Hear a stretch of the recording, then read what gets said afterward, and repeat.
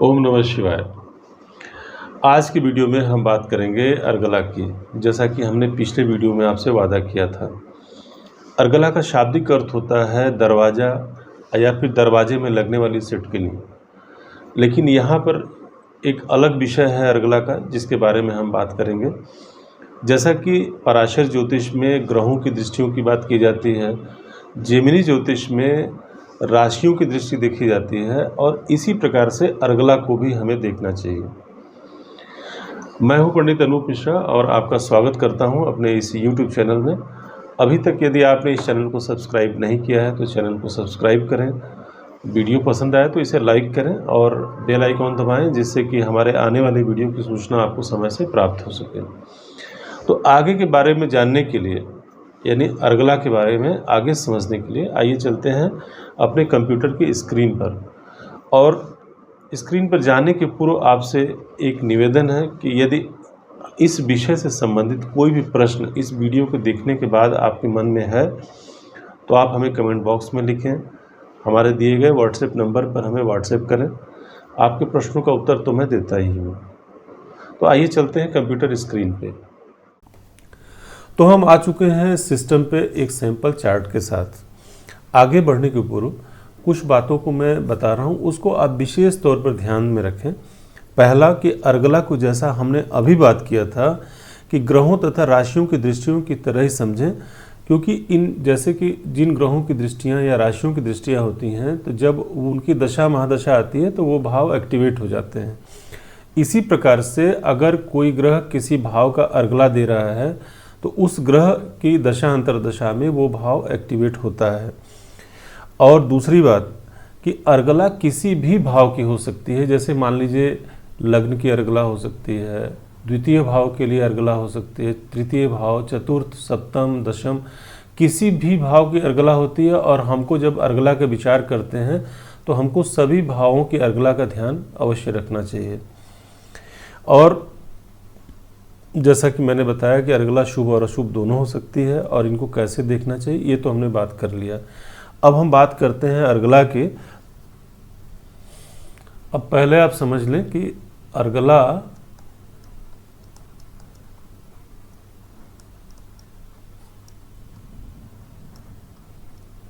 मुख्यतः 3 होती है। बात करने के लिए तो लोग बताते हैं कि अर्गला पंचम भाव की भी होती है, नवम भाव की भी अर्गला होती है, लेकिन अर्गला मुख्यतः 3 भाव की होती है। वो कौन कौन से 3 भाव हैं? पहला, दूसरा, पहला जो अर्गला होता है वो होती है द्वितीय भाव की अर्गला, द्वितीय भाव से। यानी जैसे कि यदि मान लीजिए एग्जाम्पल के लिए, जैसे यहाँ पर लग्न में बुध है, या लग्न की बात करें, बुध की बात यहाँ न करें, तो यहाँ सूर्य और राहु द्वितीय भाव में है, तो ये इस भाव को यानी लग्न को अर्गला प्रदान कर रहे हैं, यानी द्वितीय भाव से अर्गला होती है। और इस प्रकार से अब दूसरा अर्गला क्या होता है? दूसरा होता है चतुर्थ भाव से।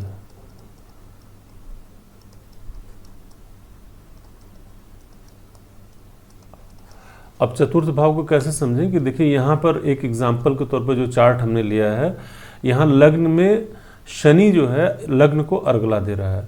और शनि देखिए यहाँ पर अभी तो मैंने बात किया था कि शनि वैसे तो नैसर्गिक रूप से अशुभ ग्रह हैं, लेकिन इस कुंडली के लिए शनि लग्नेश हैं और अत्यंत कारक ग्रह हैं। तो यहाँ शनि की अर्गला अगर चतुर्थ भाव को मिल रही तो आप इसको समझ सकते हैं कि शनि के दशा अंतरदशा लग्न के लिए बहुत फायदेमंद होती है अगर ऐसी अर्गला मिलती है शनि की। तो यानी पहली अर्गला हमने देखा द्वितीय भाव से, और दूसरा हमने देखा चतुर्थ भाव से, और तीसरी अर्गला जो होती है वो होती है एकादश भाव से।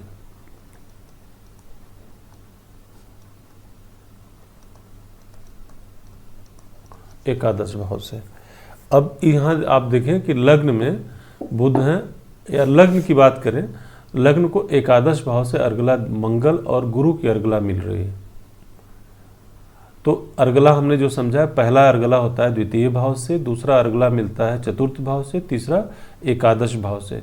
यानी जिस भाव की अर्गला हम देख रहे हैं उस भाव से यदि द्वितीय भाव में कोई ग्रह है तो वो अर्गला प्रदान करेगा, उससे चतुर्थ भाव में कोई ग्रह है तो भी अर्गला आएगी, और एकादश भाव से अर्गला आती है।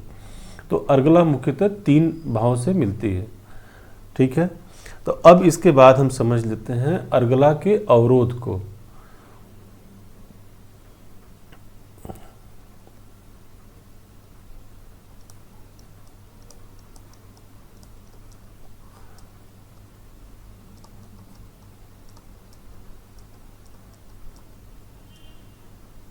अब अवरोध कैसे होता है अर्गला का, तो इस बात को हम लोग समझ लें कि जो द्वितीय भाव की अर्गला होती है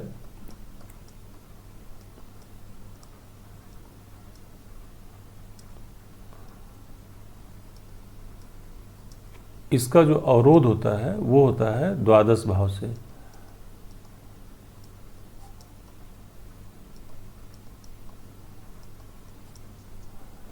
अब जैसे कि उदाहरण के लिए देख लें कि यहाँ सूर्य और राहु कि यहाँ पर अर्गला प्रदान कर रहे हैं, तो यहाँ पर द्वादश भाव में शुक्र इस अर्गला का अवरोध उत्पन्न कर रहे हैं।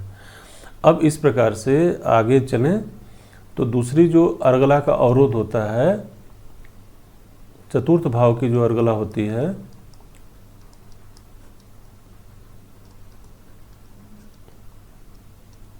इसका जो अवरोध होता है वो होता है दशम भाव से।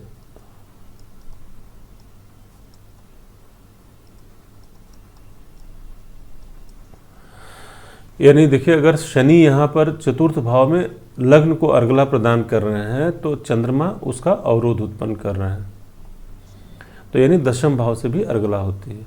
अब हम बात करते हैं एकादश भाव की।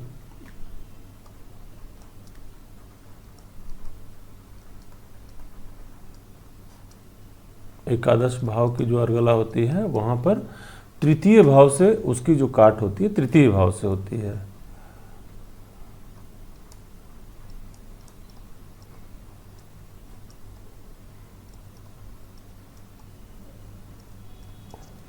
अब जैसे उदाहरण के लिए यदि हम दशम भाव की अर्गला को देखें, यहाँ पर दशम भाव को ध्यान दें, दशम भाव पर अर्गला मिल रही है, एकादश की अर्गला केतु से मिल रही है।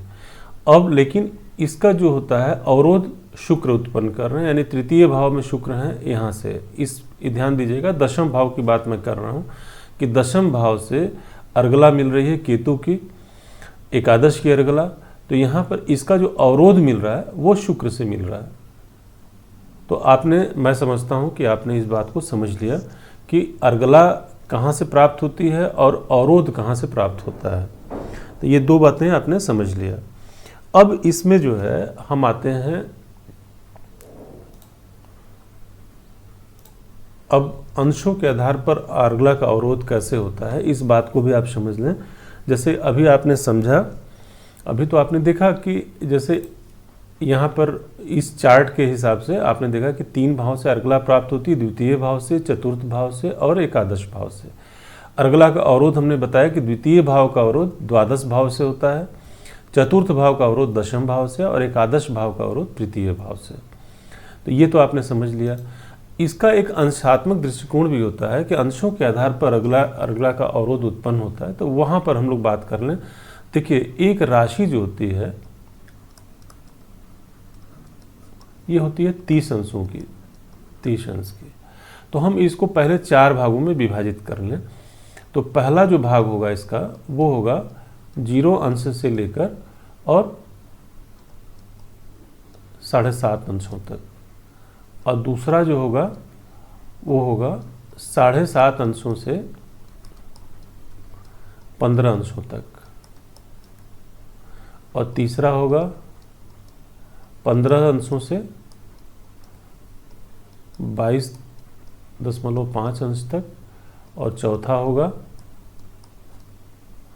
22.5 अंश से लेकर और 30 अंशों तक। तो यहाँ जो होता है ये अर्गला भाव, मान लीजिए हमने लिख दिया यहाँ पर अर्गला भाव की राशि का हमने यहाँ पर लिख दिया। अब यहाँ पर जो अवरोध उत्पन्न हो रहा है जिस भाव से, तो उसका भी हम लोग लिख लें। तो जैसे यहाँ पर है 0 से लेकर और 7.5 अंशों तक, एक हो गया, 7.5 अंशों से 15 अंशों तक, और 15 अंशों से 22.5 अंशों तक, और 22.5 अंशों तक, और 22.5 अंशों, यानी 22.5 अंश से लेकर और 30 अंश तक। तो अब ये ध्यान देने की आवश्यकता है कि यदि आप देखें कि जो राशि में, जिस राशि में कोई ग्रह अर्गला प्रदान कर रहा है वो किन अंशों पे है, वो क्या वो 0 से 7.5 अंश तक है, 7.5 अंश से 15 अंश तक है, 15 अंशों से 22.5 अंश तक है, या 22.5 अंश से 30 अंश तक है। तो इसका अवरोध कहाँ से होगा? देखिए, अगर कोई ग्रह अर्गला भाव जो दे रहा है, जो ग्रह वो अगर 0 से 7.5 अंश तक है और दूसरा ग्रह 0 से लेकर 22.5 अंशों तक है, तो अवरोध नहीं होगा उसका। जब कोई ग्रह जो अवरोध उत्पन्न कर रहा है वो 22.5 अंशों से 30 अंशों के बीच में होगा, तब इस भाव की, मतलब यहाँ से तब इसका अवरोध उत्पन्न होगा, इसका, इस भाव का। और इसी प्रकार से यदि अगर 7.5 अंशों से 15 अंशों तक कोई ग्रह है जो अर्गला प्रदान कर रहा है, तो उसका जो अवरोध होगा, अगर उसके सामने कोई ग्रह अगर यहाँ पर है, मान लीजिए यहाँ से इस भाव में है, और इसी प्रकार से यदि जो ग्रह अर्गला प्रदान कर रहा है अगर वो 15 अंशों से 22.5 अंशों के बीच में है, तो उसको अर्गला यहाँ से मिलेगी। अगर कोई प्रदान कर रहा है उसको, तो यहाँ से अर्गला इसको यहाँ से होगी।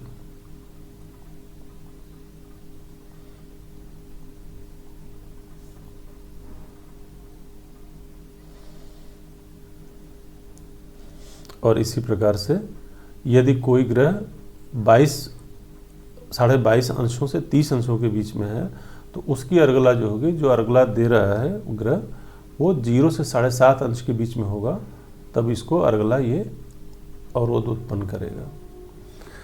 तो एक तो आपने ये समझ लिया। अब उसके बाद फिर से हम आते हैं, पिछले चार्ट पे आते हैं, अवरोध अर्गला जो है। अब आप इस चार्ट को भी एक बार ध्यान से देख लें कि इसमें जो एक कंडीशन और होती है, जो अवरोध जहाँ पर माइनस हो जाता है, अगर लग्न की अर्गला में, जैसे द्वितीय भाव की अर्गला में 2 ग्रह हैं, सूर्य और राहु, और यहाँ पर ध्यान दें कि जो अवरोध उत्पन्न हो रहा है शुक्र से, यहाँ पर केवल एक ग्रह है। तो इस स्थिति में अब आप यहाँ पर ध्यान से देख लें कि यहाँ पर लग्न में द्वितीय भाव से अर्गला मिल रही है, जिसमें 2 ग्रह हैं, सूर्य और राहु, लेकिन जो अवरोध उत्पन्न हो रहा है वहाँ पर केवल एक ग्रह शुक्र है। तो इस स्थिति में अर्गला पूरी तरीके से अवरोधित नहीं होती, क्योंकि यहाँ पर 2 ग्रह हैं और यहाँ पर केवल एक ग्रह है।